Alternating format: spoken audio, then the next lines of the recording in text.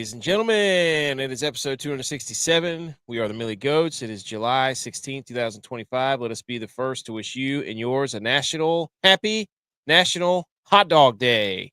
Oh, love a dog. Chicago dog. Give me a Chicago dog, though. Got that dog in us. Got that dog. Dog. Speaking of dog days of summer, we have got SEC Media Day. We've got the last golf tournament of the year, allegedly, the AFC East. We've got top 10 quarterbacks that we're going to talk about. We even have a zombie list that somebody submitted to us. We've got the water cooler debate. Like we got a bunch of stuff here, boys. The ESPYs are on right now. Simone Biles just accepted some award, so Simone Biles, but she's in retirement, it seems. But I have not watched a lick of the ESPYs. I used to watch the ESPYs, but I don't really care anymore. So thank you if you're listening to the podcast. You were here with us for episode 267. We are 38 days, I think, from football and from college football, and 15 days from the Hall of Fame game. And the Open starts in about 4 hours. The British Open. So I'm back in the game. Got the lineups. I got them going 20 stack in the golf DFS lineup. So, okay. Boys, what? I just have to say this. We are now golf influencers. Oh my gosh. Here we go. Makes one video. We are golf influencers. Nope. Just a picture. Just a picture of a scorecard. Everybody on the podcast. That no one is verified. You can go watch That's the tape. Putt for sure. Putt scorecard. Nope.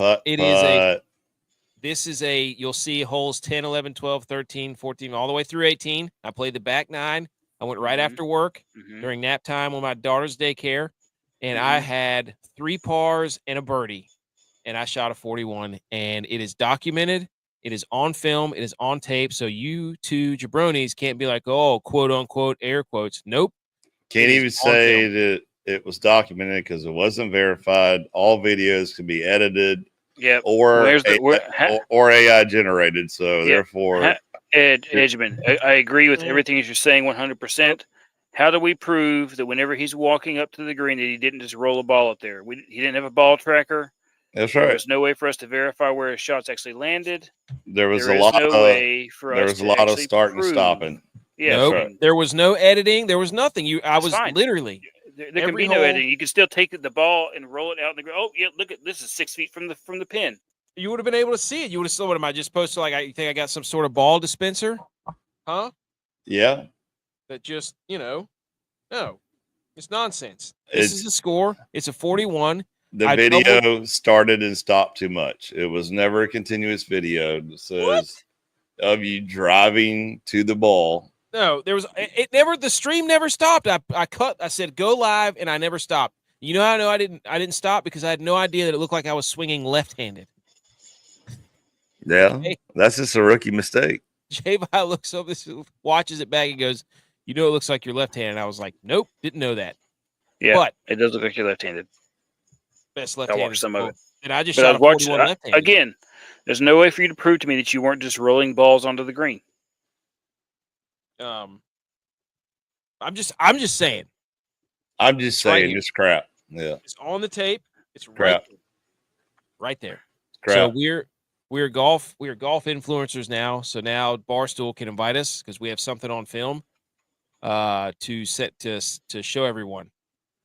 So now I get to go around and be like, I was hitting the ball so well. That's pretty much what I was doing. So anyways, that's neither here nor there. We already said what we're going to talk about on the show. You got anything else to add, Tex? Are you still curating the top 10 offensive line coaches? I told you to send me the picture. You have not. Yeah, I sent it to you last week on Sunday. Yeah, dude, pay attention. Oh, yeah. my. A week ago, that was done. Yeah. You were too busy trying to. Never ready. He's never trying to be a golf influencer. He's trying to get his little tight. Yeah. Wearing his little tight skirts with that are super too busy editing your golf video. Tops, showing off his belly button. He's trying to have his special, Fabletics for men who like to wear skirts. It's actually skorts. It's actually shorts and Whatever it is. Hold on. Let me see this thing. All right. While you're looking for that, what else is in the lineup today other than SEC talk? You mean to tell me this grainy picture is the one that you sent? This. Yeah, zoom in. That you can't even read. Zoom in. It's all there. You know, he sent that from his Google Chromebook while he was supposed to be working. All right. You know what? I'm going to add it right now. YouTube. Tell. You already know. You already know. We don't need the source, but here's what I'll do. YouTube. Okay. What source? There is no source. No, I'm just saying. There was a website over there on the side that I was. Say it then. Don't just say it. Just say it. Don't just say it. You put links on the side. Do I need to include that in the picture of this grainy 1973 MacBook picture that you sent me? All that's saying is that's the sports website that they got it from. So it's like the Iowa Hawkeyes. I don't need to include that in the picture. No. I'll put that thing in there right now. No. And we'll go over it. We'll go over it right now. Don't think I won't. You won't do it. Are you kidding me, pal? Watch this. Here, Edge. Tell me what'd you do this weekend? Tell everybody what you did. I went to Charleston. Oh, that's right. You caught a fake. Somebody else caught a cope or a tarpon, and you was for sure on somebody else's boat though. So it was my brother-in-law. Definitely. Let me tell you how it is while you're trying to figure out how to upload your thing. I'll tell you exactly what happened. Okay. So we get there and like I literally said, this is going to be a great day because we threw the casting net one time and it's reeled in the bait. Like I don't know how we got so lucky. Dumped it in. We even threw some bait back because we had so much. Wow, so generous. Yeah. We get outside the jetties. We were on the charter boat. We get outside the jetties, and within 5 minutes, like I'm still trying to text, you know, this like where you wire the actual bait around your hook instead of just stab the hook through his eyes, you know, like you're. So I'm still wiring the second bait, and I hear that rod go, and I just grab it, like, just out of reflex because I have my brother-in-law, my father-in-law, my mother-in-law, and my sister-in-law on the boat. Okay, so I wasn't going to give them the chance to catch the first one because if we get skunked that day, it's going to be their fault, you know. Yeah. So Edgeman didn't want to hate anybody other than himself. That's right. Yeah, I was already contemplating on pushing my sister-in-law. Yeah, I was already contemplating on pushing my sister-in-law into the water with sharks. So, so I grab it and I start hammering it in, and all of a sudden, like the rod goes from like bent like this to like this, and I'm like, no way, dude, no way. And what happened was it was a hammerhead shark swimming straight to the boat as I'm reeling in. So first catch today, hammerhead shark. I'm like, well, this is not going to be great. You know, don't want this. Pop the hook out of his mouth. Not even 5 minutes later. So we're on the water, max 10 minutes at this time fishing, right? And all of a sudden, the second rod that we just retied and sent out there, I mean, it's bent at the reel, not just the tip in the water, at the reel bent. The thickest part of the rod is bent down. And I go grab it for it, and I'm like, does anyone else want it? So my brother-in-law grabs it, and he just, you know, he's probably, 180 pounds soaking wet, you know? Yeah. Mm-hmm. And is fighting it. And he starts probably about, I don't know, 25 minutes in, he's like, hey, Edge, get up here. I was like, yeah, let go, dude. Yeah. So I bring it back to the boat. Literally, I'm 15 yards from the boat. And I was like, do you want to like go ahead and do the honors and like finish it off and get it to the boat? He goes, yeah. I mean, you did hook it, right? As I'm giving him the rod back, takes off again, another 100 yards out there. Just hissing like the reel is smoking right now. It's just going out there. Awesome. And I look at him and I'm like, dude, my forearm is like got blood pumping in it so hard right now that from fighting that rod and holding it, and then all of a sudden you let it run out another 100 yards again. Mm-hmm. So we fight it for an hour and 40 minutes. Oh, it does 2 tail walks, and we bring it to the boat. We rotated, another 2 or 3 times, brought tarpon back. I think it was roughly like 130 pounds. It was a monster. I was excited. That's a catch of a lifetime, especially in Charleston, South Carolina. You can go to Florida anytime and catch tarpon, but very rarely can you catch tarpon in Charleston. And my brother, with a horseshoe up his ass, this would be his second tarpon in Charleston, South Carolina. Ooh, we need to take that guy to the Big Rock. So he caught one 2 years ago, and now this is his second one, with assistance of your boy Edge Dizzle for Sizzle. They let you in the picture? Well, no, I forced my way to the picture. I felt like I was best man at a wedding or something, like he's trying to get a picture of it, and I'm over there like grabbing him by the back of the collar, like pulling him out and getting me in it too, and then, everybody was kind of excited. They wanted to fish some more. So my sister-in-law goes and hooks up the next 3 fish, one of them being a toadfish and 2 other sharks. I'm like, well, your time's done. Get in the back of the boat. We tried to let you have it. Yeah. We tried. So we moved to a different spot. And I knew this spot before because me and a buddy of mine who used to live down in Charleston used to go to this spot all the time. And we start throwing it out, and I'm watching it. Like I'm sitting within elbows distance of this rod. And I hear it hiss again, and I described it. I didn't ask nobody. I didn't share nothing.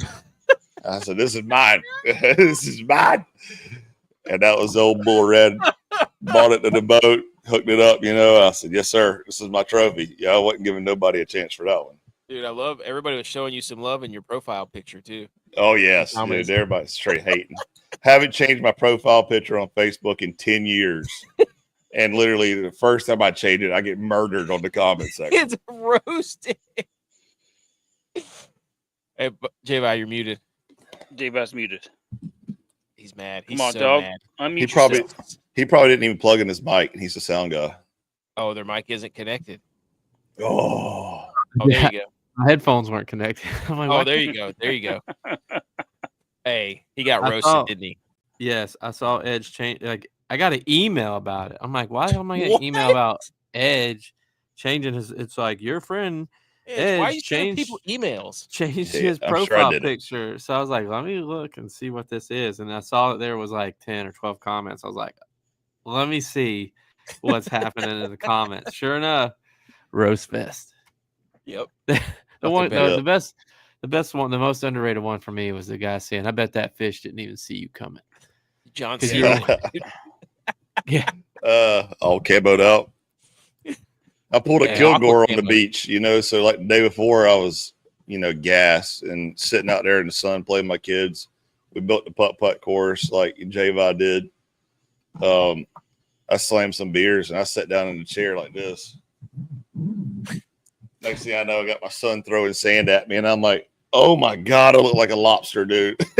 Dude, kids on the beach, man, they are non-stop. We've been trying to warn my wife's parents back, so we're going to the beach with them next week. It's like, it's easy 20,000 steps following those kids around on the beach. Especially if there's seagulls there. Especially if there's a pool nearby, because they'll go up to the pool, back to the beach, up to the pool, back to the beach, up to the pool, back to the beach. It's unbelievable. Yeah. J-Bud, did you see this? Did you see this 41? Shout out Quigley's. I did see that. I didn't, again, you are just like hen dog, and you only circle your birdies, and you don't square your bogeys. It's already in a square. No, you have to square it. I'm just saying. And also he edited his videos, so it made it like it was continuous. He's the expert. The one thing, I did notice was it's a par 4, like 300-yard par 4. So his second shot was from like 20 yards out. I'm like, I murdered that ball. Is he playing from the reds? No, I was playing for the whites. Yeah. Anyways, sure. go check out the video. There was a Hey, lot if I was of there, people I'd have drove that green. BS. I'd have drove Come the on, green. dude. Come on with it.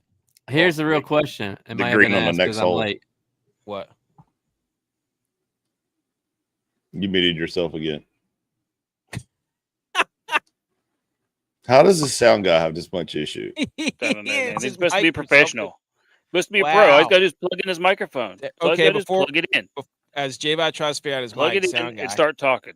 Text, here it is on the screen. What? Keep going back. You keep putting it up and then taking it away. Like, what are you doing? You sound like the Charlie Brown teacher. My cord is wanky. Oh, there you go. Yep. All right. Gotcha What was the now. question? What? How many balls did you lose? I lost one on the last one on Mm. 18. I hit Did it. you That's 50 why I double push-ups, or bogeyed did you it. run the L drill? No, I hit a slicing drive. It was the worst drive I hit all day. And you didn't lose any balls on number 11. So what you're telling me, the real thing is what you're telling me, you had a chance to break 40. I did have a chance to break 40, and I hit it in the water. You puckered up. I didn't even know it until I started tallying it up, and I was like, "Oh no, I could have shot a 39 about a par that thing." If I just hit it. I understand. I see who your friend is and who your I'm friend back isn't. though. I'm back. Tex, here's your list, dude. You've been teasing this for months. We're gonna impromptu Texas official, super official, whatever this is, Microsoft Excel, offensive line coach, top how many are Power in here? ranking. 6. All right. 7. This is Here we actually go. 7. We're gonna start with the bottom. Yeah, top 5, honorable mention. Top 5, 2 honorable mentions. Okay. So our first honorable mention, Bill Troutwine, Penn State, Nittany Lions. Big 10 boys. Got to have a Big 10 in there. Mm-hmm. Okay. Next honorable mention, Miami Hurricanes. Alex Mirabal. Yeah. Okay. Okay. This is followed by number 5 with the Oregon Ducks. Alec Terry. Put it in reverse, Terry. That's well. You know, Oregon Ducks and Penn State are in the same conference now, right? Yeah, it doesn't matter. It doesn't matter. Got him. His rankings. rankings. I didn't go. I'm not going one per conference. These are just the top 5 with 2 honorable mentions in the country. Period. Well, most people when they build an Excel sheet and they have it in column A with their conference, it looks to me like column B is who you picked out of that conference there. No, the conference is wrong. All the conferences on the left. Wrong. Only 3 of them highlighted yellow. Ignore the conference. Ignore the conferences because whenever I was doing the filtering, that got messed up. So ignore the conferences. Yeah. What a list, dude. What a power ranking graphic. He put Utah in the Big 12, which is correct. But this is even better than I thought. I'm just telling you, don't worry about the conferences. This the smartest guy on the entire podcast can't even make an Excel sheet. All right, continue. Then we got number 4. Okay, number 4. Rob Sale, Florida Gators. That's number 4. Interesting. Number 4. They got a lot of returners. Mm-hmm. A lot of returners. A lot of beef. Coaching them up. Then, number 3, Jim Harding, Utah Utes. Powerful. Tough guys. Yep. Lots of powerful people there. Tough guys. Good coaching.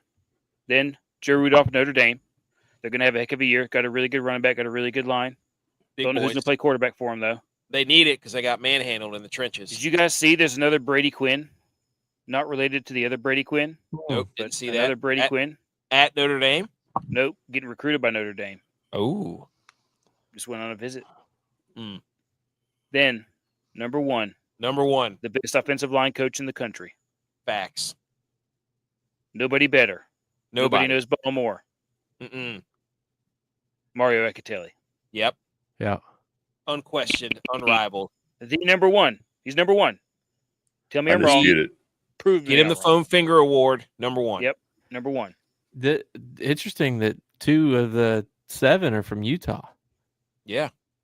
Texas really he's showing his regional bias maybe, but there's no question. Number one is Utah State. They're gonna RTDB, by the way. I mean, they're plus 2,500 to make the conference championship game. You gotta put some on it. Let's go. You have to. You're not gonna price them that low and me not bet on them. Exactly. Especially with the number one offensive line coach in the country. Yeah. I mean, with him being the number one offensive line coach in the country, I think we should get him on the show. Yeah. Oh yeah, we do have to get him on the show. We need to. We should. You know what? We'll show him this graphic and show him how he ranked and see where he could figure out where he power ranks because this is because this is terrible. I mean, this is the only Excel sheet order at all. The only Excel sheet in the history of mankind. Like, let's think about it. Tex did this at work, so this took him at least 8 hours to do, and he didn't even make a numerical order. Didn't even line up the conference right. Alphabetical order. The conferences don't match up. Nope. Everything's highlighted except for 4 conferences on the side.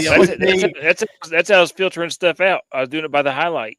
The only thing that he got right was his number 3 ranked guy is the number 3rd name on He didn't even put Mario Acatelli as the right colored box. He didn't even separate him. Somebody get that man a Meme-O-Matic account real quick. Next one I'll do is I'll find all the let's see if I can find all the like the defensive backs coaches or something. Okay. That was hard because sometimes it's like safeties is a whole group and then cornerbacks is a whole group. So I gotta figure out how I'm gonna do that. Maybe it's just linebacker coaches. Maybe I'll do linebacker defensive coaches. Coordinators. I know a guy at App State who's pretty good. DJ Smith. No, linebackers coaches. DJ Smith on. Okay. We should do best high school coaches in East Tennessee. Yes. Southeast Tennessee. Best what? The best what? Best high school coaches in East Tennessee.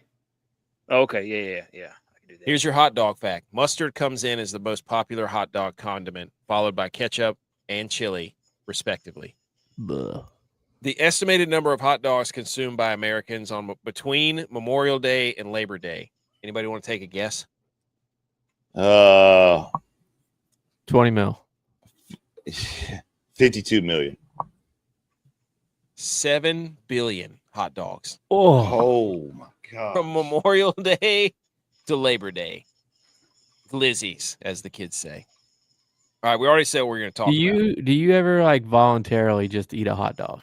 Like if it's not like if you're making hamburgers and hot dogs, you're gonna eat one. But like, are you ever like your wife's like, "What's for dinner?" You're like, "All right, let's make some hot dogs." No. It's only if you're like, "Hey, we're grilling out. I'm having dogs." Like unless we'll throw some dogs on the grill if you're grilling out. Like it has to be. It's the sunny, kids love them though, and I'm just like, oh. I love them too. Don't get me wrong, but did we already talk about this? How many hot dogs do you think you could eat? Is that the next live stream we should do? I could be a left-handed hot dog eater. I'll tell you what. No free advertising, but Skins hot dogs. Oh my goodness, those things were the best. Y'all don't know nothing about that. Ed should know. I know a little bit about Skins, but I never got the hot dogs from there. I always got the potato wedges and the chicken strips. Dude, oh my God, you got to get the hot dogs. That's what they're known for. Ed doesn't know ball when it comes to barbecue and food. He has no idea what he's doing. He puts mustard on his barbecue like a savage. Tex, best barbecue in the world. This is for you, dude. They brought back the dire wolf. Now they're bringing back the moa. Peter Jackson and Colossal plan to bring back a 12-foot extinct bird. A $15 million de-extinction project teams up with Maori researchers to genetically recreate New Zealand's giant moa. Well, keep it in New Zealand then. All right. This is stupid. I was looking at it and I was like, why does that dinosaur not have any arms? I didn't realize it was a bird. It's a bird. It doesn't even have any wings. It's like an ostrich. The thing looks like Cal Raleigh. Big dumper. It just needs to stay extinct. I feel like this is a bad idea. What are they doing? Jeff Goldblum. Get Jeff Goldblum on the phone. We can't be having this. Okay. Let's get to some sports, shall we? Can you cue up the salute your sports? Oh, sorry, I wasn't paying attention. Sorry, I didn't even say it though. I was just like looking at that thing, trying to think about like. Look at that thing. Hold on. Look at this thing. What are we doing? The guy, what did StreamYard do here with that? I don't know, dude. They hit all the buttons and did all the stuff, and I have no idea what's what. All right, salute your sports. Yeah.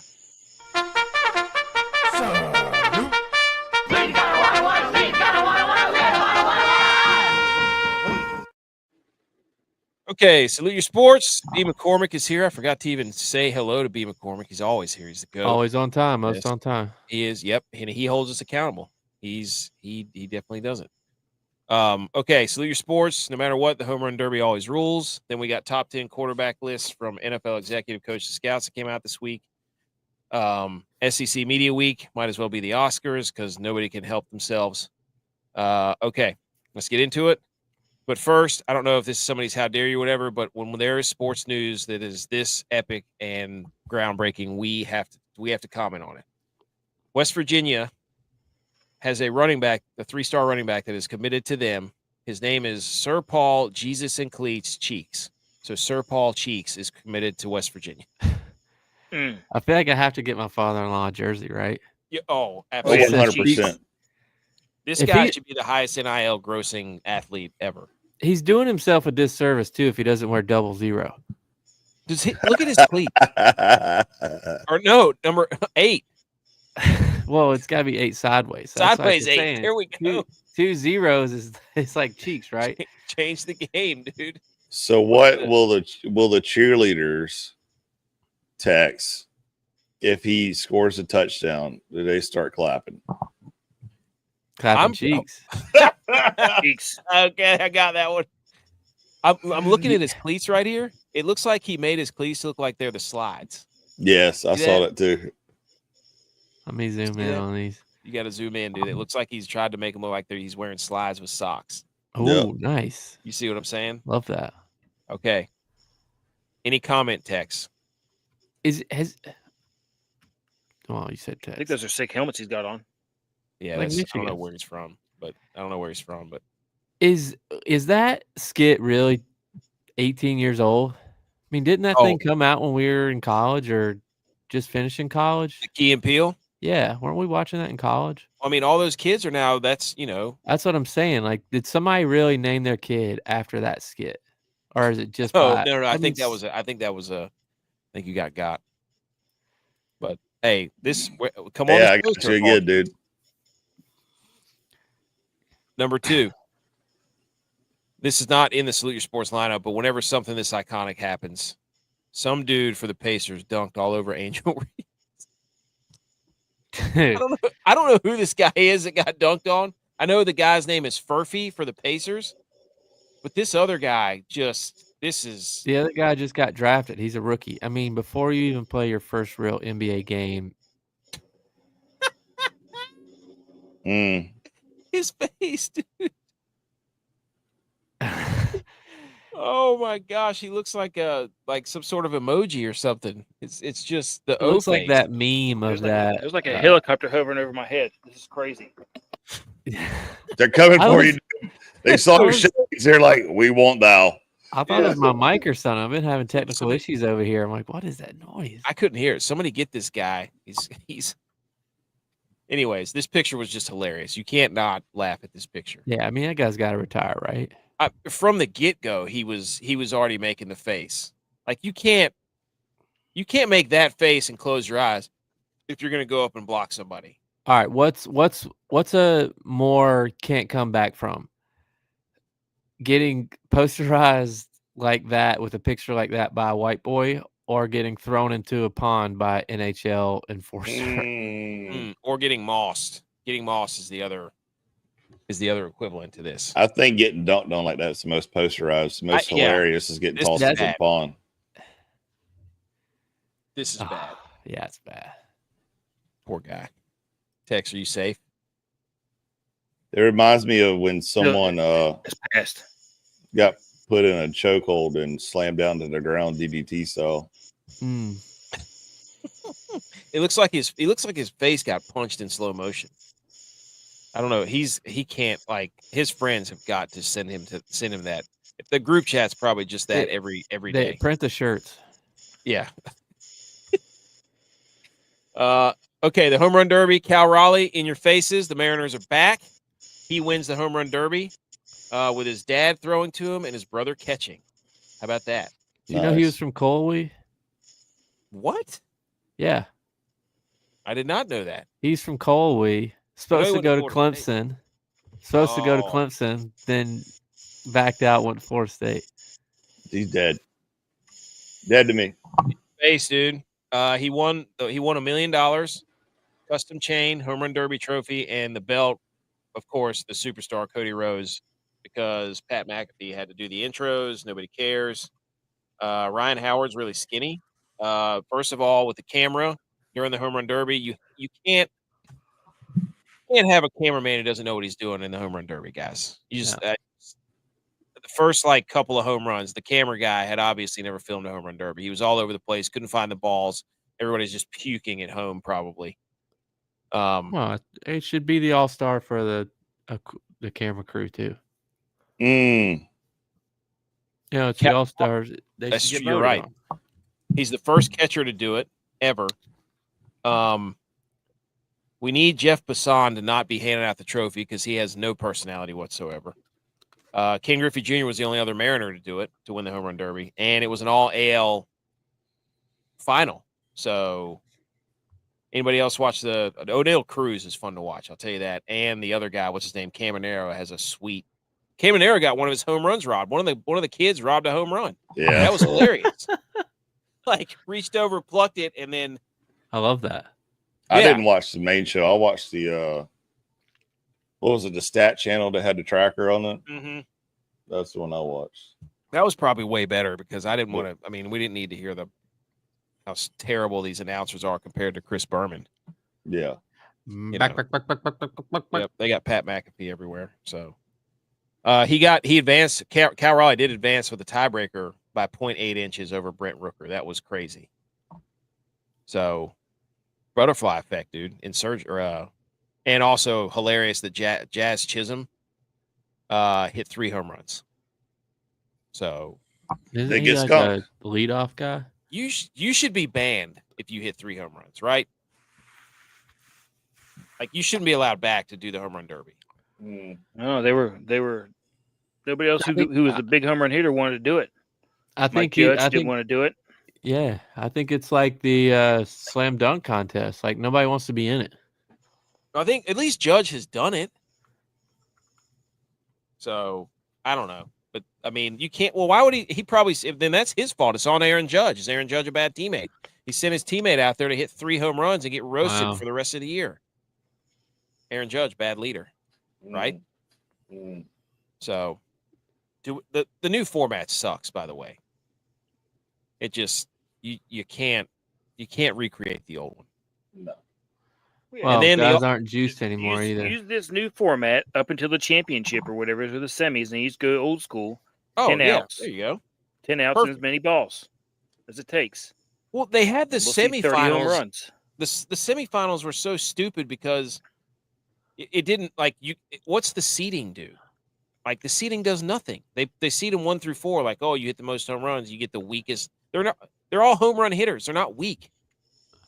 If you didn't make it to the second round, you can't hit home runs. So they reseeded them, and they should have just done hey, whoever hits the most home runs gets to move on to the finals. What is this seeding nonsense? It's so just stupid. But I love watching it. I still watch it. It's one of my favorite events. I don't know why, but anyways. And then in the All-Star game, the AL was down, I think 6-0. They came all the way back, tied it, and then in the All-Star game, when it ends tied, they have another home run derby, and that was awesome. Yeah, I love that. That was and Schwarber went 3 for 3. They get 3 swings, and Schwarber, the fourth hitter for the NL, or the second hitter for the NL, fourth hitter overall, hit 3 bombs on his 3 swings. Absolute stud. Who pitches for that? Did you know that Schwarber played football in high school? Linebacker. Oh, shocked. Hey, don't football my home run derby. Football guy. Don't put that in an Excel document that nobody knows how to read and has best baseball players that were football players in high school. I didn't spend a lot of time on that Excel sheet. Clearly, you didn't think I was going to put it in there, did you? And I did. No, I didn't know what we were going to do. I thought you were going to make a graphic with it and be more you official. Didn't. But I thought I sent it to you 5 days ago. He's blaming me because he had top 7 when it was supposed to be a top 10, so I didn't know it was done. Yeah, it's top You said 5 you were with 2 making honorable a top. mentions. You also would have ranked them wrong because you would have just put 1, 2, Yeah, I 3, mean, 4, I didn't. What 5, am I going to 6. do with that? Here's an You entirely didn't Oh, know ask the highlighted number. questions. You didn't Ask know questions. number 1 and 2 was the last 2 on the list. Like, how am I supposed to rank those? Blame me for that. Send me an Yeah, it's actual your list fault. with a It's ranking, your and then fault. I'll make you a graphic. Okay. The Home Run Derby was awesome. All-Star Game ending was awesome. Shout out baseball, but you should have made it a whole week. They should have a whole skills competition. Why doesn't baseball do a skills competition? Like, who can throw the hardest? Who can throw the farthest? Who can hit targets? Like, who can hit targets with off the bat? You know? They should do that. They could really have a lot of fun with baseball, but people are too traditional. So get us on the phone. Here is the ESPN top 10 quarterback rankings after surveying NFL executives, coaches, and scouts. 1 is Mahomes, 2 is Josh Allen, 3 Burrow, then Lamar Jackson, 5 is Jaden Daniels, 6 Matthew Stafford, 7 Justin Herbert, 8 Jared Goff, 9 Jalen Hurts, 10 Baker Mayfield. This list is erroneous, and it is stupid because they are missing one glaring player, and that is Brock Purdy. And then Edge, what do you think? What do you think of this list? Lamar Jackson's too high. Stafford just overrated. We already discussed that. Baker Mayfield needs to be higher. Yeah, I mean, I think they left Brock Purdy out on intentionally because he's not the top 10 quarterback. He only won 6 games last year. Yeah, like go win something in the playoffs and go actually win a Super Bowl and then come talk to me. Okay. Yep. Mm-hmm. Yep. Baker Mayfield. No matter as much crap that Lamar Jackson gives everybody else for number 8, like no matter what ranking it is or what they're ranking him on, he should always be number 8 on the list. There you go. Obviously he has an issue with it. You wanted it. You wanted it. Yeah. Here you go. You get it. Automatically, he should be number 8. Even if it's like, who's the fastest quarterback in the league? Lamar Jackson's number 8 because he fights for that number. Mm-hmm. That's a great point. Jared Goff should not be on this list. Neither should Justin Herbert. I don't think Jaden Daniels should be up that high. I mean, these are the executives, coaches, and scouts. So I don't know. I mean, where's Caleb Williams? Wasn't he transcendent? Wasn't he the greatest talent of his generation? But the guy got drafted behind him is way up there. Tex, what do you think? I think this is just a list of quarterbacks who made the playoffs, right? Outside of Joe Burrow. Yeah. Did Herbert make it? Did the Chargers make it last year? Chargers made it. Yeah, they lost to the Texans. Because Justin Herbert threw like 5 interceptions, remember? Yeah, that's right. So Jalen Hurts should be higher. This to me is just like everybody's like, well, who made the playoffs? All right, those are the best quarterbacks. Made the playoffs. Good point. Good point. But yeah, I don't know. What kind of system is this though? Like, there's numbers beside the names. Every name's the same color. Like, this isn't a ranking system that I'm used to seeing. Yeah, maybe they should send. They should send Tex the Excel sheet so he can fix it. Give it to me. I'll scramble it up real good. If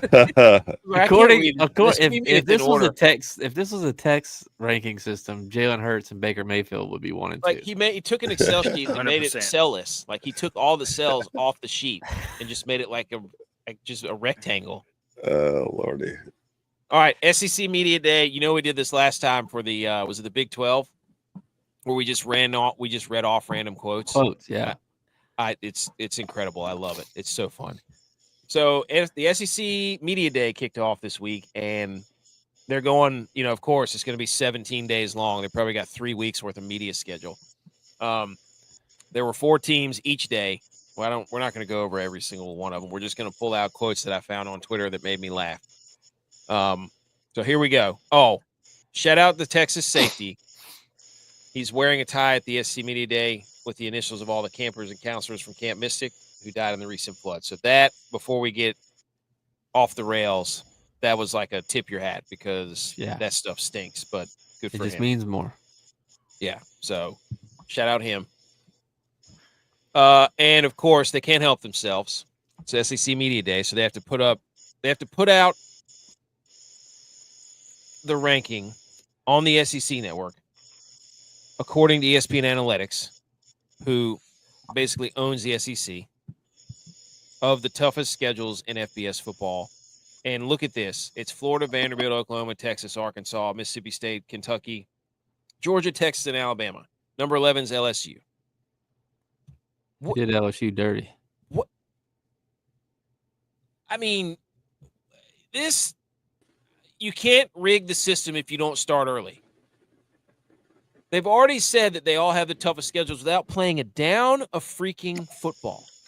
There has not been a ball snap this year, and yet 11 of the 16 teams, and I bet you 12, 13, 14 are probably SEC teams too. This is why nobody likes the SEC. This is why nobody likes them. It's also according to ESPN Analytics. That's what I'm saying. So doesn't get any tougher than the SEC. Yeah, because the people who rank them, you play your games on. Golly. Anyways. I mean, I think it's true. There's no other. No. There's not a harder conference. Because you're falling into the trap. When they rank all the teams without playing football, and then they beat each other, like, see, it's the toughest. It's like, yes, because you ranked all the teams. Anyways, here's the first quote. Diego Pavia is back at Vanderbilt. He is to do one thing. Quote, I came back because I want to win a national championship. What do you think about Diego Pavia? I would like to say that this is not NCAA football, EA Sports 26, buddy.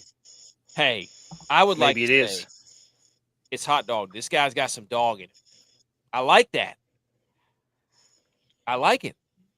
Tex, what do you think? I like it too. But we looked at their schedule and we both agreed that they might not win more than 5 games this year. Yes, we did. We went through a deep dive on the SEC. I think he probably stuck his toe in the portal a little bit to see what was out there and was like, well, if Andy's going to pay me the most money, I'm coming back to win a national championship. He's like, I love this place. Yeah, go Vandy, yeah. Right. Hey, he's going to have a job out of college. That's right. The second half of that quote says, in baseball, because that's the only team that can win anything at Vanderbilt. Here's Edge. Here's Brian Kelly says, LSU put Clemson paw prints on the bags it hits in the weight room and 1-0 on screens all over the building. Brian Kelly said, quote, we've made this a specific goal. Does that scare you? That they put not at all. Not at all. Did they not already in their head? Do they not think that their own Tigers have paw prints? Yeah. No, they glide. Like, what do you think? As a Clemson fan, what do you think? Are you scared? Are you scared not at all. Them hitting bags? Let me tell you how worried I am about it. So Dabo had a press conference too, and he also was at a beach and said, his wife told him like, hey, Brian Kelly owns this store or whatever at the beach, or his wife owns a store, right? So Dad was like, oh, that's cool. Let's walk in there and look at it. And I guess he starts texting Brian Kelly like, hey, we're about to walk into your store. They got a band out there saying, Brian Kelly's about to sing, all this stuff.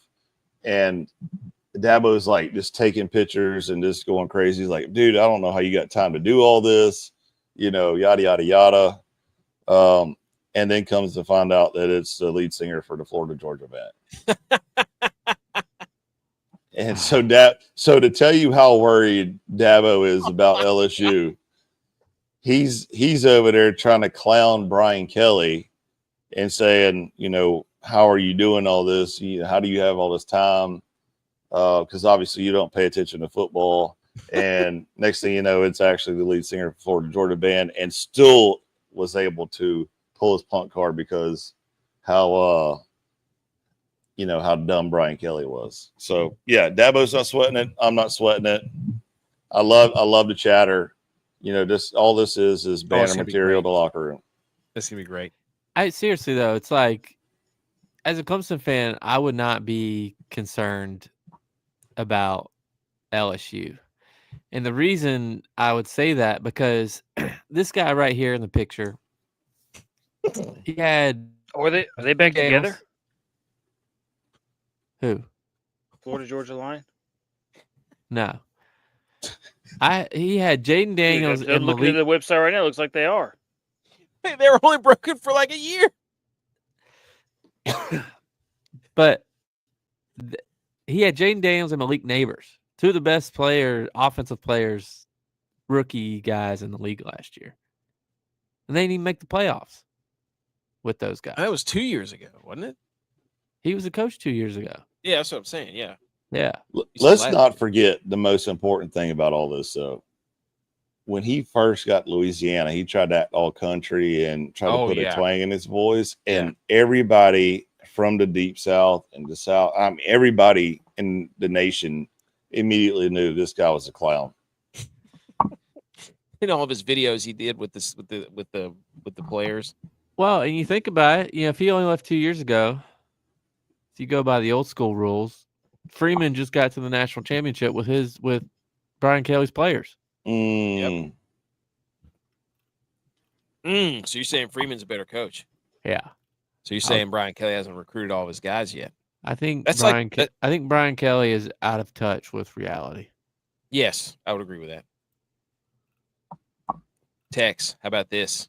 This is SEC hilarious. Media Days accidentally played Texas A&M's fight song while Steve Sarkisian walked out. And let me tell you something. He has He has no swagger. He has none. He wears white pants. The way that he walked to the stadium when that was happening was like he looked like he was about to go speak at a software convention. First of all, it should be a how dare you though, because you should have had more situational awareness and said, nope, I'm not walking that. Good try. Yeah, do about face, get off the stage. You, man. Yeah. In the South, rivalries are real. What would you have done in this situation? I would have stopped, looked around,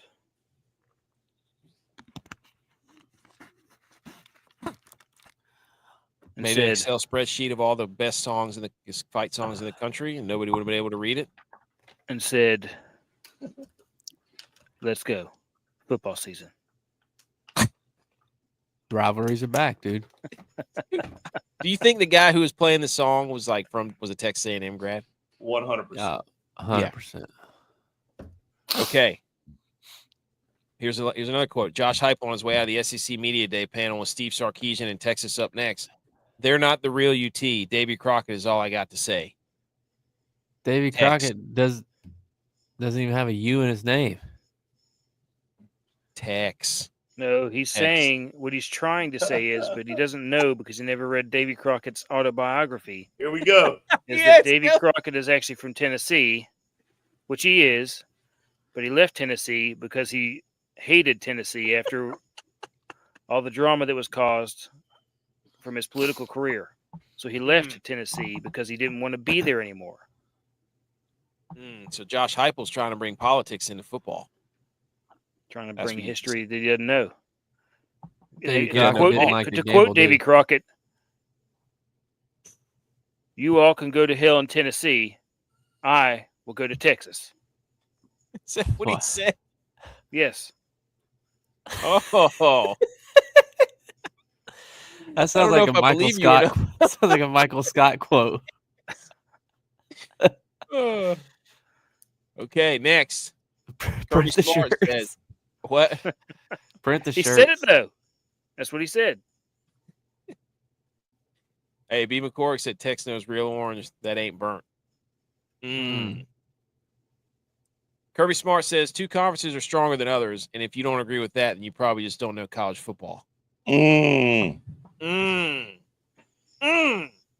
Smart. That would be the Sun Belt. How many SEC schools played for the national title last year? None, pal. When the chips weren't stacked in your favor and you had to play freaking more than 2 games, you couldn't do it, Kirby Smart. Hey. You and the rest of your band of circle jerkers couldn't get it done. You got beat. You got waxed. Over. Done. It's done. It's a new age of college football, pal.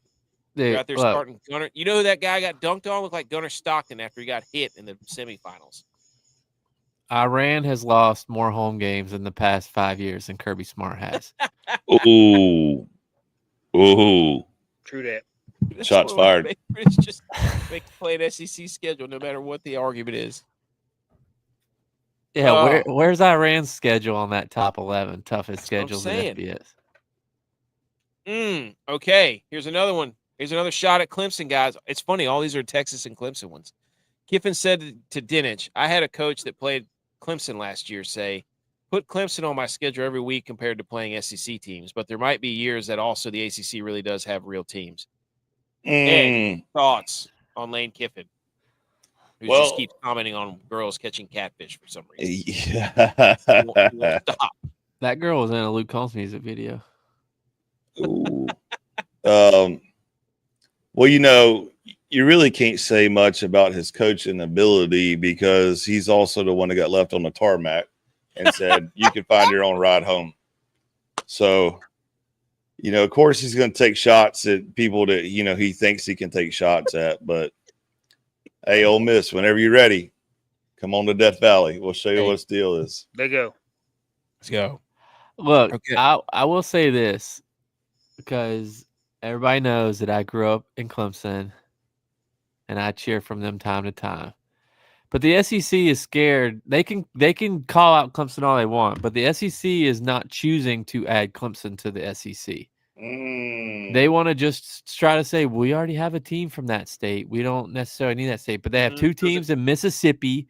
They have two teams in Alabama.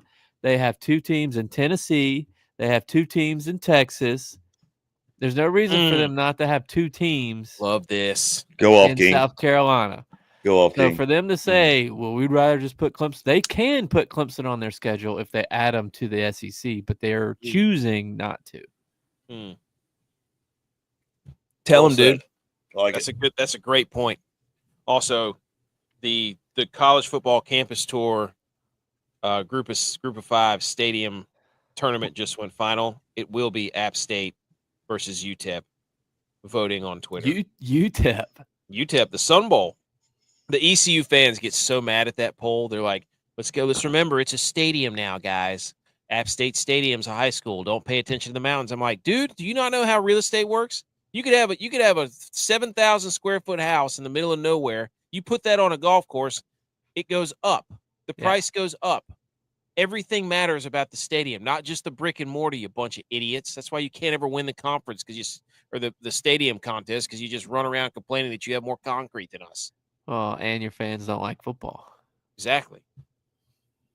Okay. Tex. Love how Texas. Oh, this guy's going to get fired. He said UT. Arch Manning answered the Heisman frontrunner question. Quote, Arch Manning said, I'm not really in the business of this is going to sound mean, but like caring what other people think. I'm grateful that y'all think that, but I've only played, 2 games, so I got a lot to prove. I would rather have Diego Pavia. Give me Diego Pavia who said, I'm going to win a national title at Vanderbilt as opposed to this sorry, yellow-bellied, yellow spreadsheet licking. But then again, though, he knows who he's up against. And he's like, man, that Clemson kid, Cade Klubnik, he's a force to be reckoned with. So props to him for realizing his field of play. You wanted Cade Klubnik out. You said he stunk 2 years ago. I agree. Yeah, I did. I thought Josh Allen was bad his rookie year. Yeah. He grew into it, though. I believed in Brock Purdy from day one. No, you did not. We're about to find out if he is who we thought he was. Who, Arch Manning? So don't let him off the hook yet. Look, if he goes out there and just doesn't, we're going to find out if he is who we thought he was. Okay. Look, don't let him off the hook yet. I'm with Steve Spurrier on this. Why do I need to be worried about Arch Manning when he couldn't beat out a guy that got drafted in the 7th round? Who got drafted by Cabela's? Ooh. Man, J-Vi with his shots tonight, dude. I love it. That's what Steve Spurrier said. And I agree with it. Oh, if he's supposed to win the Heisman this year, then he should have been able to beat out. I agree. I agree. You couldn't beat out Quinn Ewers. Did we not watch Quinn Ewers just throw the same route every time? Go ball. Jeez. But I think he probably has the talent. I don't know if he's ready for the speed of play. In all reality, he just don't turn. The defense for Texas is going to be so good. Their front seven. I was reading about it. They just don't do anything stupid. Just as everybody wants to say, if he plays like Brock Purdy does, I was about to say, if he plays like Brock Purdy, and he wins the title, plays the system. If he plays the system, he should be okay. Get it to your athletes. Game manage. Brock Purdy. I'm rooting so and hard. Sarkisian's probably a better play caller than the Niners coach. Sarkisian doesn't even know what his own fights are. And I bet you that this is Brock Purdy 2.0, but a much better version of Brock Purdy. Oh my! Okay, so Brock, a real football player, a real quarterback. Prototype. Yeah, faster, throws it better, thinks the game better, can actually play. He has no dog in him. Look at this quote. Give me Pavia. He said, "I'm going to take Vanderbilt to a national title." Give me that guy. He looks like a walk-on, dude. He does, dude. He looks like our cousin John. Tex. Like you're talking about a kid that got what $3 million last year, and set out the entire season just about, and you can't even go to Great Clips with what's his name and get a haircut. I mean, let's what are not we doing forget here? this guy didn't even want to be in the video game. What kind of quarterback is that? You can't even play with your guys virtually. How are you going to play with them on the field? And they're going to do an Any Given Saturday show for the SEC. It premieres August 5th on Netflix. Great. I love it. They missed the opportunity. Okay, so it went from it just means more to it's more than a game. I mean, how much more what is this? The Diamonds commercial? Render her speechless. The Ron White bit? How much more of the game can it be? You know what, though? This is great. This is great for everybody but the SEC because they're going to be so hyped up and they're going to love all this attention and his cameras following them and all that. And they're going to get their freaking faces kicked in. Yeah. This stuff needs to come out like this week. No, it should have come out at the end of the season or while the season's playing. No. Just you put this kind of stuff on TV whenever people are starving for football. They're ready. I'm ready for football. It's right That's around why I the corner. started playing golf. People are starving for content. I'm playing football on their golf. You put this stuff out now. No. And then you got quarterback, and then you got this, and then you got what's the other thing that's coming out on the Cowboys? Isn't that one the Gambler? Oh gosh, the Gambler. When Jerry that Jones. I've never heard him called the Gambler ever in my life. I've been alive for 37 years. He's the gambling man. What are we talking about? He's been watching Dallas Cowboy football for 35 of them. Don't miss the forest through the trees on this graphic, guys. Arch Manning's not on this graphic. Because Texas wasn't a team that was chosen. They only did 8 of the teams. Why is the quarterback from Auburn on? Because they only did 8 of the teams. Oh, okay. I see. I got you. And I think they chose a quarterback for each team. Those are all the quarterbacks. But it's you can do this stuff in football because everybody wants to do the Hard Knocks version, the Hard Knocks this, Hard Knocks that. But what does make it relevant about Hard Knocks is it's the week after it's shot. So it's fresh and it's great. But even with the quarterback show, it's, for the most part, those guys are at least still going to be on the same team. How many of these guys are actually still on this team?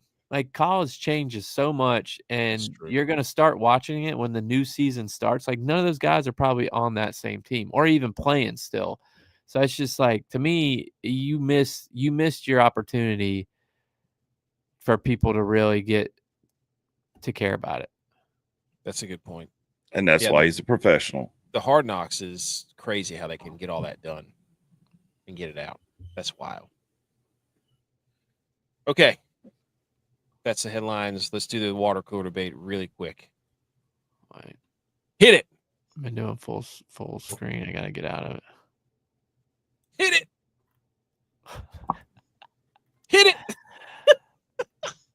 Dude, this tripping me out. Take your Benadryl. What's the problem? You serious? Oh my God, you're an idiot. Are you kidding me? This new thing. You muted your mic again, by the way. All right, here we go. Water cooler debate quickly. Question of the week. What is the GOAT type of things you need to keep clean? Edge, why don't you go ahead first because you were trying to commandeer everything in the group chat earlier. Which one are you going to pick for the people to vote on? I got to go truck, man. You got to keep the interior of your truck clean. You have to. It's just I can't stand filthy truck, even if it's a work truck. You know, I've had trucks before with like 6 inches of dirt and mud at the bottom of them on the floor mats, but that lasted until maybe the next day when I was like, I got to get this out of here. So there's no questions about it. The one thing you have to keep clean is the inside of your truck. The outside can be covered with mud where you just, you know, your windshield wipers are the only thing working that you can see. But you got to have a clean interior. Okay. Clean interior of the truck. Tex. I would also like to go to honorable mention after Tex and J.U.Y.S. Everybody goes. No, just after Tex and J.U.Y.S. You don't count. Okay. All right, good. Tex, what do you have to keep clean? I'm going to go with bathroom. Oh! The whole thing? The whole thing. Oh, my gosh. Okay. I would agree with that as well. Particularly the sink. The sink. That was going to be mine. Yeah. I think it's the whole bathroom, though, for real. Because, like, yeah. Especially girls' bathrooms where you go take a shower and it looks like a raccoon got murdered in it with all the hair on the wall and all that crap. I can't happen. I can't do it. Wow, the Bills are already taking L's. SGA won Athlete of Men's Sports of the Year instead of male athlete. SGA. I was like, who's SGL? So, J-Bye, what's your thing you got to keep clean? Well, if you ask my wife, she would just say the house because she thinks the house needs to look like nobody lives in it, like we're about to put it on the market every single day. But that's not what my type of things to keep clean is, because mine is a clean sweep. Because you want your team to sweep the other team so cleanly that you don't even worry about the series. That's a good one. Hey, 4-0. Speaking of J.U.Y.S. OCD wife about cleaning the house, what's hysterical when you go to J.U.Y.S. house, if like you're sitting at the kitchen, their little bar area, and you start moving stuff on the counter when she's not looking, she immediately comes back to the sink and like washes something and notices moved, and she'll move it right back. So like literally for the first 30 minutes I get there, I'm constantly just like moving stuff. Moving it, yeah. Exactly what I'd be doing. How high is SGA right now? Remember how high he was whenever he won the title? My thing that you have to keep clean is your diet. Stay healthy. That's terrible. Keep your diet clean, dude. No one's going to vote for that. Keep your diet clean. No, that's terrible. Keep your diet clean. Honorable mention, clean job site, especially a house under construction. Dude, you can't tell me. Like, that's when you know you got a badass builder. When you walk in there, it's clean, floors are swept, everything's organized. It doesn't look like a chaotic war zone. Hey, call your boy, Red 2 Homes. Hey, there you go. Plug it. Let's go. Clean slate. Good Bear Construction. Clean slate. Yeah. Mr. Clean, clean your plate. Clean your plate. Clean your dishes. All right. Let's move on. I was going to also say honorable mention, whistle. Clean whistle. Clean your teeth too. Clean your clubs. Yeah, clean club. AK wasn't cleaning his clubs at all. He's just over there just walking around with dirty clubs. Dude, you were chunking some stuff. I was like, dude, wipe your club off. I wasn't chunking anything. I hit wipe two your chunk club shots. off. You took out huge divots. Guys, huge. When I had that meet and greet in Pittsburgh and BMO came out and we played that golf simulator thing, those might have been the dirtiest clubs I've ever played with. I could not hit the ball straight or anything for the first 15 minutes because I had to ask the waitress for water so I could put a little water on there and wipe it off with his napkin. They were so I'm like, dude, did you just play? Like, did you play in the sand with these? Every club, like even the driver had divots on it. I just couldn't believe it. Golly. BMO, clean your clubs, dog. Clean your clubs. Okay, everybody.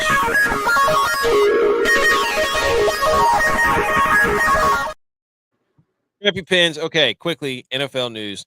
This dude from the Bengals is going to go back to Texas A&M, their first round draft pick. Did you see that? How can he? Can he do that? I don't know. I didn't think you could do that. I didn't think you could do it too. Once you declare pro status, I don't think I don't you come know. back.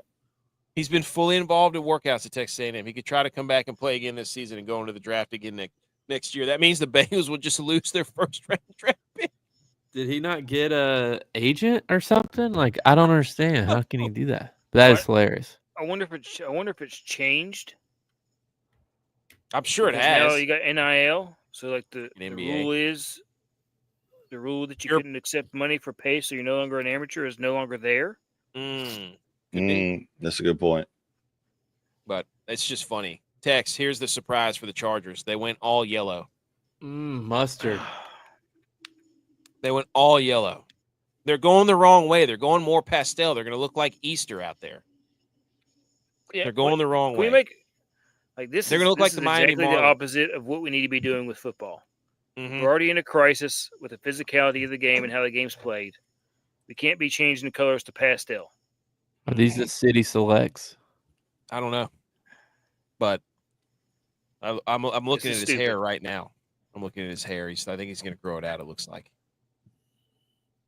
Also, the NFL is switching headsets. I tried to deep dive on why they chose Sony to see if Roger Goodell wanted to buy a house in Japan or something, but I couldn't find anything. Did they have before Bose?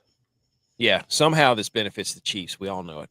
Somehow Sony benefits the Chiefs. We'll get back on that. Or does it benefit every player or every team that plays against Kyler Murray because he's going to be up all night playing PlayStation? Oh yeah, that's a good point. Video games, VG games. And somebody posed a question to this. Country Roads take Mahomes. He goes, here's a top 5 for you to think about. Top 5 most terrifying players, NFL, as zombies. He's been thinking about it for 24 straight hours. He said Troy Polamalu, jumping zombies are no good. Deshaun Watson, no one wants to die that way. Yeah. Ray Lewis, he's an animal. Antonio Brown, he's already insane. Make him a zombie, and everyone is screwed. Tyreek Hill, nobody can run from him. He said, honorable mention, DK Metcalf would look terrifying. I thought that was a pretty good list. That's a good one. I mean, it's a good list. I don't know if he ranked them the right way. You need to get that list of text. Yeah, give it a text. Make it a Excel sheet. Let him put it in his Excel machine. I keep thinking Tex has like a remote on his face. Okay, like the Fire Stick remote. I would if I was to add a zombie to that, you'd have to put Sean Oakman. You remember that guy? You know he's playing in the CFL. You remember that guy from Baylor? Yeah, with the crazy. Oh yeah. Where he's they said he was like the final boss. Yeah, and he got wrongfully accused of something with that happens all the time. What happens all the time? Well, no, he got wrongfully accused. We're leaving it there. We're on there. Yeah, we're just gonna. We're not. Whatever. He got wrongfully accused, and then it screwed up his career, and now he's playing in the CFL. I saw him the other night. It was crazy. Sean Oakman is who you'd have to add. I bet you. Who's the other big guy? Calais Campbell. That would be scary because he's just gigantic. Bo Jackson. All right. AFC East.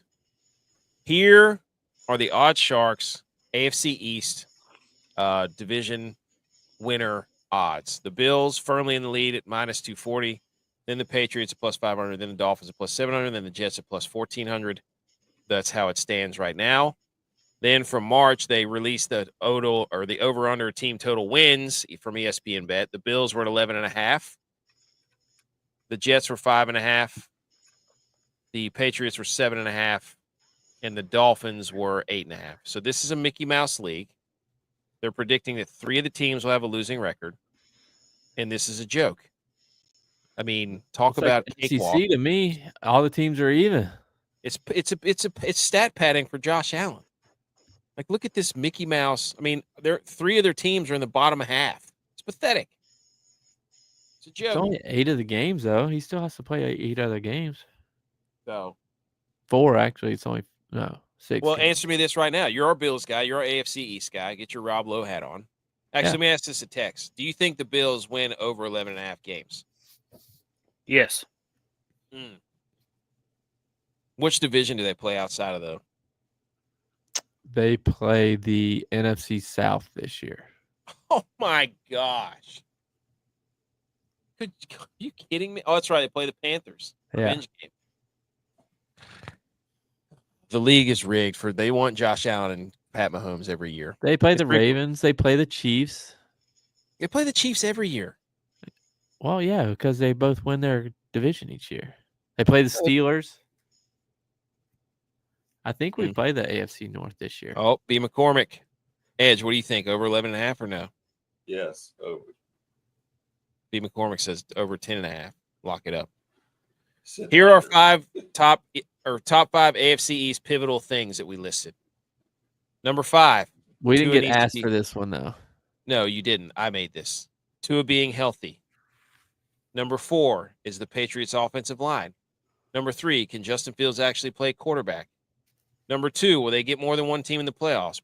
We just saw the win total. Nope. And number 1, most important on the AFC East, Josh Allen's marriage. Anybody disagree with his top 5? Well, I put on the big board. I don't have it with me, but on the big board, if I could find somewhere to take my money, I would place the bet that Josh Allen wins more games this year, the season after he gets married, than Brock Purdy won the season after he got married. I don't think that those circumstances are the same. How? Brock Purdy actually had more weapons than Josh Allen has. Brock, buddy, there is Debo, not a team. Ayuk, there is not a Christian team. McCaffrey, Kittle. I mean, J.U.Y.S on a roll tonight. McCaffrey didn't play. Could you name 4 other players for the Bills? Brandon Ayuk blew his knee out. They lost half their team. Oh, here we go. Sounds like the excuse train to me. Brock Purdy had a very good statistical year. You know what he did? You know what he did in Buffalo? He lost 38-10. Okay, great. They lost to Buffalo. By that point, the season was over. Oh, here we go. It was over. over. Supposed to be at that game. I'm still mad that we didn't go to that game. What happened with that? Why didn't we go? Because it was out. It was Thanksgiving. No, it was Thanksgiving. It was the Sunday after Thanksgiving. Yeah, there was just logistically that was just not a text. Do you have anything else you want to add to the AFC East?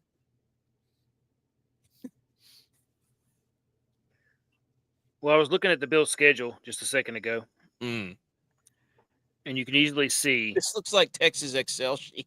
Yeah. It's yellow. They play Ravens, Jets, Dolphins, Saints, New England, Atlanta, Carolina, Chiefs again, Miami, Tampa Bay, Houston, Pittsburgh, Cincinnati, New England, Cleveland, Philly, the Jets. There's at least 12 wins in there. At least 12 wins. So if the Bills don't win the Super Bowl this year, is it a failure? That's the question. If the Bills don't get a bye in the playoffs, it's a failure. I love that. The Bills have number 1 seed or bust. You know, ever since they changed the rule to only the number 1 seed gets a playoff bye, the Bills have been the number 2 seed like every year but one. Here's what I'll say. If the Bills lose to the Chiefs in the regular season, they will win the Super Bowl. If they beat the Chiefs. As a Bills fan, I've said the Bills are going to win the Super Bowl this year so they can open up their brand new stadium next year with the first game of the season. So you're saying NFL's rigged? It's gonna be What good. color is the Super Bowl logo? Blue. It's in San Francisco. Was the Thanksgiving debacle? Where's Josh Allen from? Dallas Cowboys blue? Fresno. Dallas Cowboys. Get the hell out of here, Tex. There is no way. I'll make you an Excel spreadsheet about how many the percentage of the Cowboys making the Super Bowl. J-Vi, for real. What's your 98%. realistic expectation? Bills, AFC East. What do you think? You're a guy. I think we win the division. I just don't think They get the bye. bye's just such a hard thing to get. Listen to him. Listen, he sounds like Arch Manning. Give me some Diego Pavia up in here. Come on. Mm-hmm. I do it to think me. I think we're gonna win the division. I think 11.5 over 11.5 is fair. I think it is. But I'm not gonna say we're gonna get the number 1 seed just because as a team, the Bills have been No, you have to say we. Come on. You're a fan. they have been healthy the past few years. I mean, they've lost some guys on defense, but offensively, Milano. they have been healthy. At some point, things do like the Niners did last year. I don't know. I'm not saying somebody's going to get seriously hurt. I just think that we're at some point, guys wear and tear starts to catch up to them. Like our entire offensive line was healthy the entire season last year. Which Wow. is huge. Yeah. How many times does that happen in an NFL season that nobody on the offensive line gets hurt? That's the biggest thing for the Patriots. If they can't protect Drake May, it's over. Yeah, I don't think Drake May's ready. I don't think Justin Fields is a quarterback. I think we know who Tua is at this point, and we know who their coach is at this point. Maybe they're not the right match. The biggest threat is the Patriots. If I was to say who would take it from them, I just the Patriots aren't ready. I don't think they are either. But if you're to ask me who I think would finish second, I would say it'd be the Patriots. I mean, I think the Patriots realistically could be 8-8. But yeah, what was their over under? 7.5. There you go. 7.5. Well, they have to be 8-9 or 9-8 because there's 17 games now. Yeah. Okay. Hang on, wait a minute. Pull that back up again. I got you. The NFC was I just under. thought of something. Okay. So the Bills. Okay, the Ravens are 11. Just going through the Bills schedule. 11 wins. The Jets were the Jets 5. Okay. The Dolphins 8.5. Mm-hmm. New Orleans not on here. This is only AFC. Okay. It's only the AFC. New England 7.5. Okay. Atlanta won't be on there either then. What are you doing? Making an Excel sheet? Yeah. What are you doing? Chiefs, okay. Chiefs. He's gonna put it into it. I'm just seeing how strong their schedule is. I'm just pulling the SEC here. He's doing his text. I'm seeing to say the they Bills win are an going to SEC win 11 schedule? games. They're playing 3 of the 4 teams that have the highest win totals. So they have a decent schedule. They ain't played nobody though. They play the Ravens, Chiefs, and the Bengals this year, and the Steelers, and the Texans. They play the Jets twice. I mean, all the playoff teams from last year, basically. Yeah. Give me all those games. As much as I don't care if the Bills win or lose now because our guy's not on there. They do make for fun games. You care because your mom's a fan. Care. I care that she has fun whenever she watches them. So you care. It does make me laugh whenever they lose. Bill's curious. Nope. Bill's adjacent. Okay. On to anything else we want to add before we move on to our fun game. Which AFC East team would each one be if they were a sub sandwich? Now, I've calculated this into Grok. Before we give Grok's answer, though, what are we gonna say? Okay, what do you think? They're each a sandwich, and then I had them power rank the sandwich. The Bills are beef on wick for sure. It's a sub. Yeah, beef on wick. It's not a sub. It's a sandwich. It's a the sandwich. Jets are an Italian sub. Okay, yeah, sure. The Patriots are a lobster roll. Cuban. I was thinking lobster roll or like some kind of crab cake, sub crap. Dolphins are Cuban. Yeah, okay. Cuban. Oh, that's a good one. That's nice. Yeah. What about what about the Bills? You got it. I already told you, beef on wick. That's not a sub. I think it's going to be like a chicken tender sub with buffalo sauce. No, I would say this isn't Publix. I would think it's a.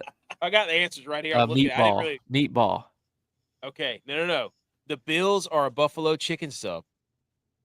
Oh, Edge was right. Spicy, bold, unforgettable, like the Bills' high-powered offense led by Josh Allen. Perfect balance. Just a chicken wing sub. It's a chicken wing sub. The Miami Dolphins are a Cuban. There you go.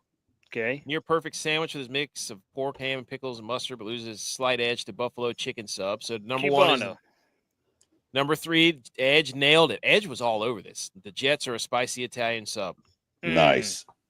Nailed it. And the Patriots are a classic roast beef sub. That was the only one you guys missed. Oh, roast beef. Yep. Classic roast beef sub. Hey, me and Edge no They're sandwiches. lobster roll. Me and Edge no sandwiches. It should have. Y'all are lunch pal guys. Y'all bring your lunch to work, so you eat a lot of sandwiches. Blue collar, that's right. Okay, next question. This is so much fun. I love white collar, not blue collar.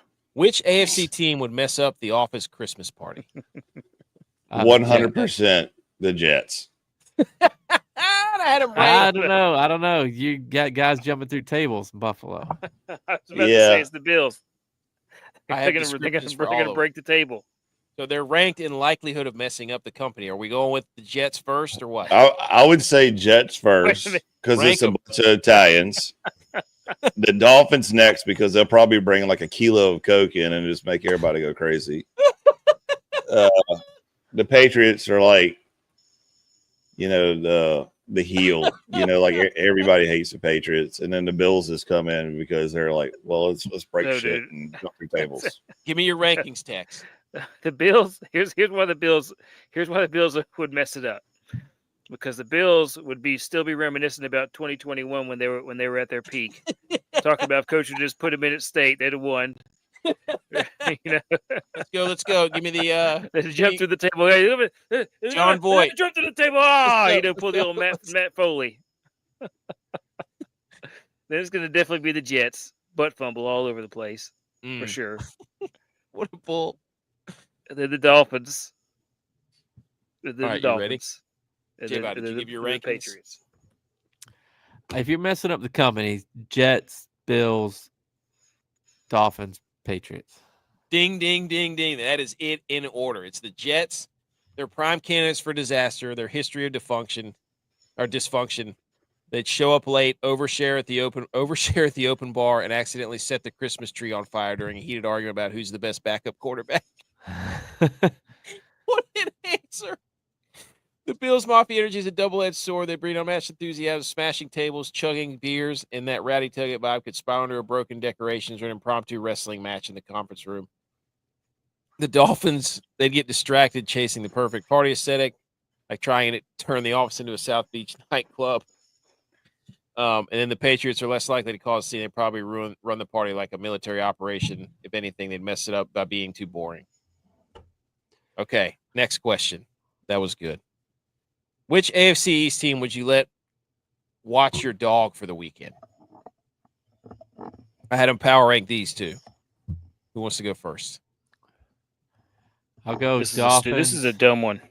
Bills, Patriots, Jets.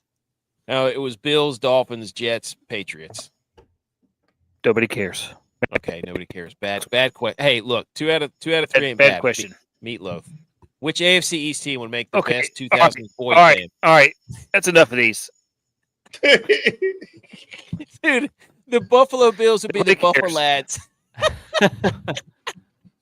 The Dolphins would be the Finsation. What is that? And the Patriot Pulse. Exactly. This is stupid. The Jet Setters. I'm done. You're limited to two of these. Yes, that's two of these is it. I've come to the conclusion that 2 questions, that's it. It's over. It's over with the questions. Yes, move on to the next one. I'm sorry. I don't know what's next. Okay, golf. Right. Let's do golf real quick. Yeah, everybody relax. I gotta get myself back together here.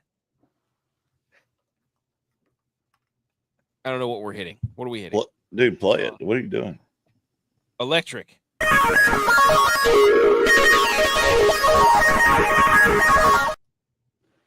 Okay, golf. Jason Day at it again. Looking like a couch from IKEA. Unbelievable. Here's a picture of the Royal Portrush rough. It looks like just weed plants. Those are ferns. Ferns. What was that? Fern. Oh, a dog? Dude, is that I think that's just the drop zone. That's not how the rough it is. looks It's everywhere. the drop zone. The Open seems to be dialing up its nastiest set of drop zones yet. Oh, you want a free draw from the grandstand? For sure. Toss one down in the bushes over there. Big picture. Good. It punishes you for trying to get a free drop by hitting it in the grandstands. Dude, don't show that to Sahith Thagala. He was great. So, see the Sahith the gallery there for a second. Don't they also have like these zones you can't hit it in that are in the line of play, but considered out of bounds if the ball crosses over? I'm not sure about that. Great question. No idea. Ask Grok. Yeah, ask Grok.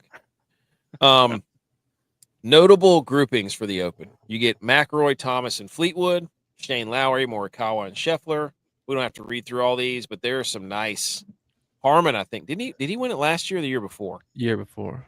Yeah. What's his name won it last year? Xander won it last year. Xander, that's right. That's right. He's playing with JJ Spawn and John Rahm. At what point are we going to get? I need Terrell Hatton, John Rahm. Like, we just need the angry group. That's what we need. So, there we go. Here are the odds to win this weekend in Northern Ireland. Scotty, obviously the favorite, then followed by Rory. And then John Rahm, DeChambeau, Xander, Ludwig. Tommy Fleetwood's always up there, but it's confusing to me why Scheffler's the favorite. Like, obviously he's the world number one, but like he hasn't proven to play exceptionally well on the links courses. I don't know if you heard he has played. He has not finished outside the top 25 in every event he's played this year. Right. That's crazy. No, yeah. I mean, it's incredible, but I don't know. I'm just surprised that he's that much of a favorite with not having won on a links course yet. I wanted to pull up the Ron Close link stats. This is pretty crazy, dude. He's got all these things just quickly to give you an idea who plays well on links course. Ron Close, absolute freak show. Here you go. So this includes their strokes gained per round, win percentage, top 5, top 10, top 25. Links course history since 2015. Every player in the Open Championship. This covers every single round played on link styles. All those courses. So if we click on one of these, Tyrrell Hatton has the most strokes gained total. He plays really well on links courses. Jordan Spieth plays really well on links courses. Yeah.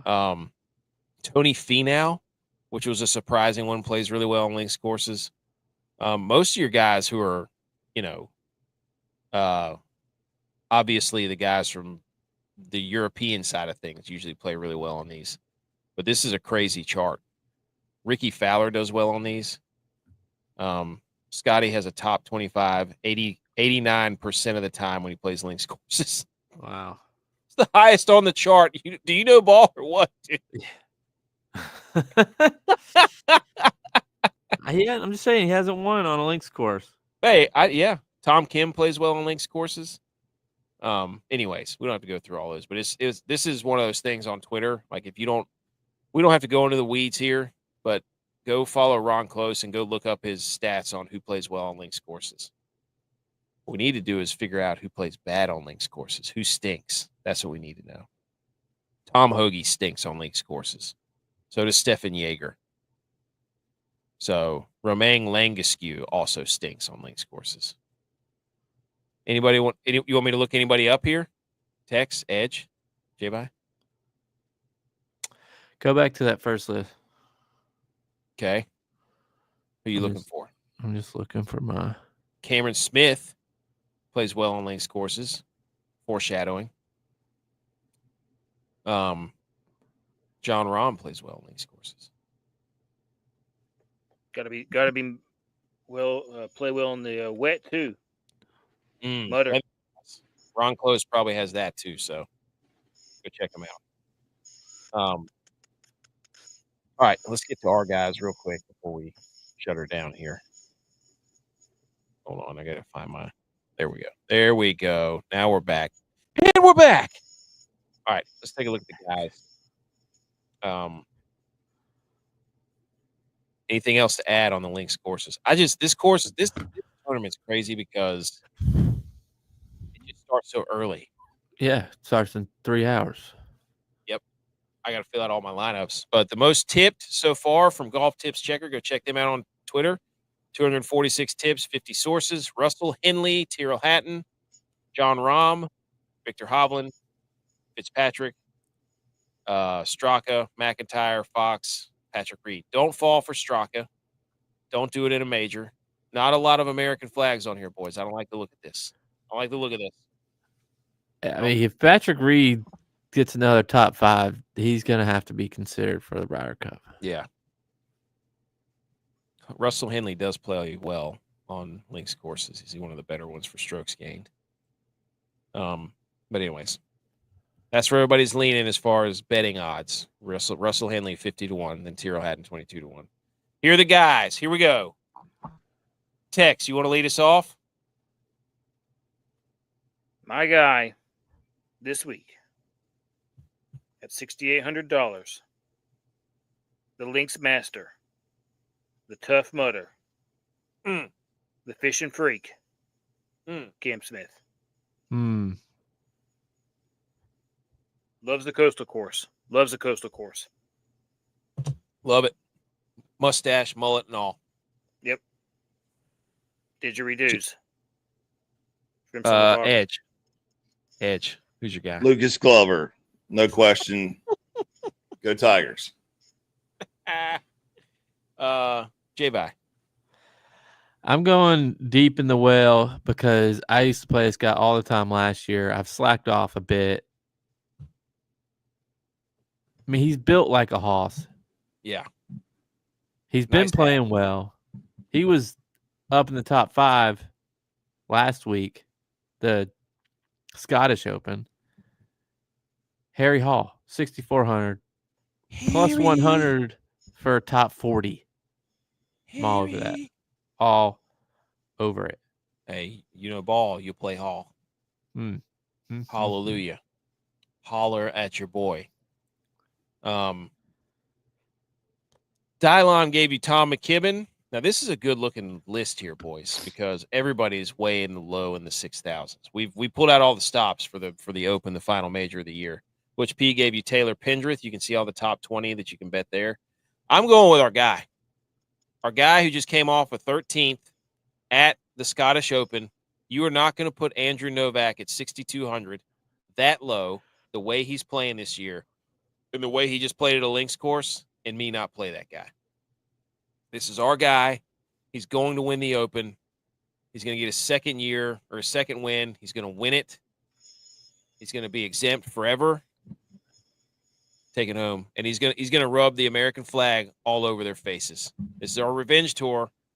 Got her up, did it last week. Golf is America's sport now. Let's go, Novak. All right. I think that's all the golf talk. I do love this. It took Dylon all year. Yep. But he finally played by the rules. Finally. Then he got mad whenever we told him he played by the rules. Yeah. But Dylon congratulated him, and then immediately tried to take it back almost. He couldn't. Yep. He knows. He knows. All right. Let's do How Dare Yous really fast. Really fast. How dare you? How dare you? How dare me? How dare you? How dare you? How dare you, sir? You're gross. How dare you?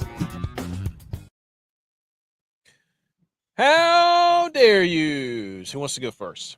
I'll go first. My how dare you goes to J.U.Y.S and Tex. So we all heard the comment you dropped the other week. Your boy's here, so zip it. Wait, what was it about? When Tex tried to call me out. He sent out that message being like, "Oh, I'm so tired. Look at me. I'm too tired to make it to the show. Suck it up and be a man." And then he what really happened is slipped right through the show. What really happened is I put my kid down, was reading a book, kid passed out. Next thing I know, I woke up 5 o'clock in the morning. Got through one sentence of his book and fell asleep. Late to work, 5 o'clock in the morning, panicking, getting dressed, 1 foot out the door. It's craziness. But anyways, that's kind of That should be a how dare you to your wife, knowing you had to be at work early, didn't one wake you up and move you, which I wouldn't have either because you would have grabbed him by the throat and choke slammed me through a table. But two, first time he never been through a table because he's a Bills fan. But two, set your alarm for you, knowing you had to be up. I think she gets joy out of watching me, set me up for failure. So I can see that. I can see that. It's done with love though, because it's hilarious. And also, 5 o'clock is still way before she even wakes up. So I wish I could get up that early. I can't. You gotta go to bed before. You're right. You go to bed when I'm waking up, dude. I'm a golf YouTube guy now. Okay, this channel is a golf YouTube channel. Any of the club sponsors like PXG want to sponsor us? That's how else are we going to get a golf sponsor if I'm not out there hitting left-handed shots? Hit it up, big dog. Hit it up. Somebody texted me. Was like, "Are you left-handed?" I'm like, "No." I didn't realize that was going to happen. All right, who wants to go next? How dare you? I can go next, and I'm just going to how dare this entire trip that I'm on. Monday, I left for this trip. My flight was supposed to be at 8 o'clock at night. I get a message from American at about 2 p.m. saying that my flight's delayed till 9. Then it was delayed till 10. Then it got delayed till 11. Well, I knew that there was a 10:30 flight to Tampa where I was at, so I switched my flight to the 10:30 flight. I get to the airport. For whatever reason, priority check-in is closed. Never seen that before in 15 years of traveling. Priority checkout is closed, so I have to go to the regular poverty check-in. And the line's out the door because of all the flights that have been canceled because of storms throughout the United States. So I had to wait 2 hours in line. While I'm in line, my 10:30 flight gets delayed till 11:45. So I finally get up there. I get changed back to my original flight that's now at 10:45. Get on that flight, land in Tampa at 12:45, 1 o'clock. Get my luggage, get to the hotel. My room was canceled. I don't have a room now. So they said, well, we run an audit at 2. And if there's rooms available because people didn't show up, it'll show up in the audit. We can get you in one of those rooms. So I'm like, all right, how long does the audit take? They're like 15 minutes. So at 2:15, I come down to check-in. They haven't even started the audit yet. I'm like, I thought you guys started at 2. They're like, oh, we forgot. So they started to run the audit. So I'm like, I know it takes 15 minutes. I'm going to give them the grace period of right at 2:30. 2:45, I'm sitting right in front of them. They haven't told me anything's available. I was like, is the audit done yet? And they're like, oh, yeah, it's been done. I'm like, well, why haven't you guys told me? Like, I've been sitting here for over an hour now trying to get a room. So like, oh, well, we got you a room. So I get to my room. I'm like, it's been a long-ass day. I've been up since 6 o'clock in the morning, been on an airplane, sat in the lobby for an hour. Like, I just want to take a shower and go to bed. I turned the shower on. Dude, it was like a freaking water hose, just like water's just dripping out of the shower head. No type of water pressure on. I'm just like trying to get my hair. It's been a trip, boys. Dude, you're at the Super 8 or what? It felt like it. Motel 6. The lights are on. Say they'll leave the lights on for you. Tex, do you have one? My how dare you goes to Shaq. Threatening physical violence on our Shambles Meters boy, RG3. Mr. Croissant. I don't know what he said. All I saw was Shaq's response, and that was to threaten physical violence on RG3. I don't know why, but I'm gonna have RG3's back if he ever sees Shaq in public. Well, it was RG3 likes to stick his face into like all sorts of the Angel Reese, Caitlin Clark debate. So, oh, okay, is that what it was about? I have no idea. Yeah, I saw Shaq was all upset. Good night. Do not go Bills. My how dare you goes out to FS1 because they fired all their on-air talent, which was hilarious because all those shows sucked. Breakfast Ball, the facility, Speak, because they put people in charge who suck. Emmanuel Acho is terrible. Craig Carton's terrible. Danny Perkins sucks. Joy Taylor's terrible. So that's what they get. And what are they going to do?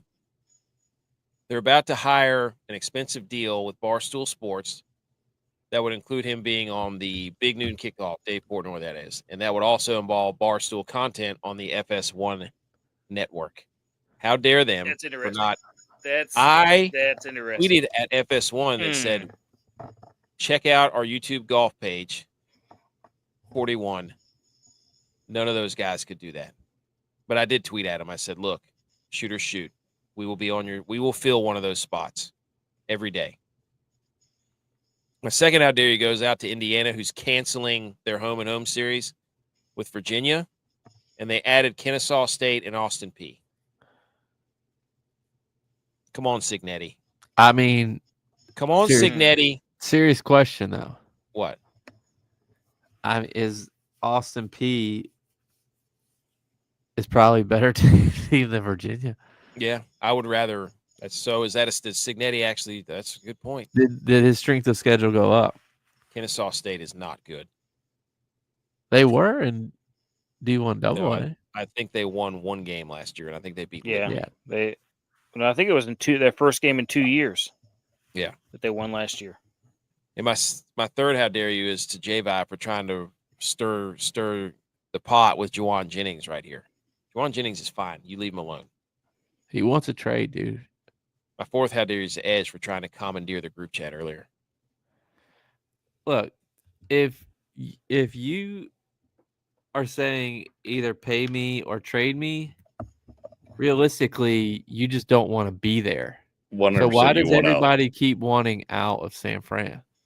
All the receivers want out of San Fran. That means the receivers don't like their quarterback. They don't trust their quarterback. Can't trust him. Can't play with him.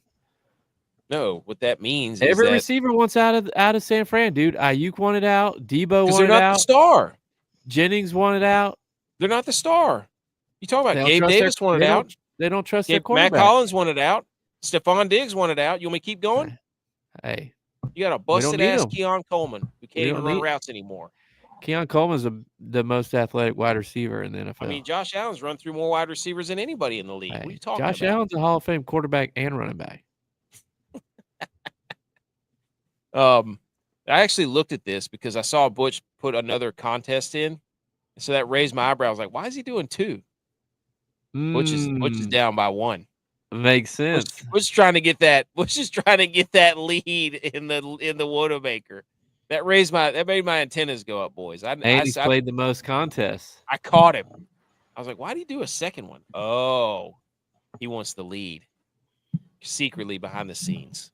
No, I tell you what, let's change the rules. So how about we say whoever won the most per contest they played? Nope. I'm not going to do one of your stupid spreadsheets that only you understand. We need to get Edge in here next year for football season. Edge, you need to do this for football season. Let's do it. Okay, that's it. That was episode 267. That was fun. Let's go watch some golf in about 2 hours. I will get out the golf picks. Let's hit some sort of music on the way out, shall we? I'm working on it. Let's go Tigers.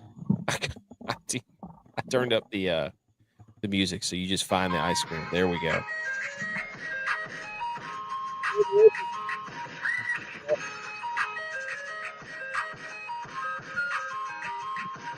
Go.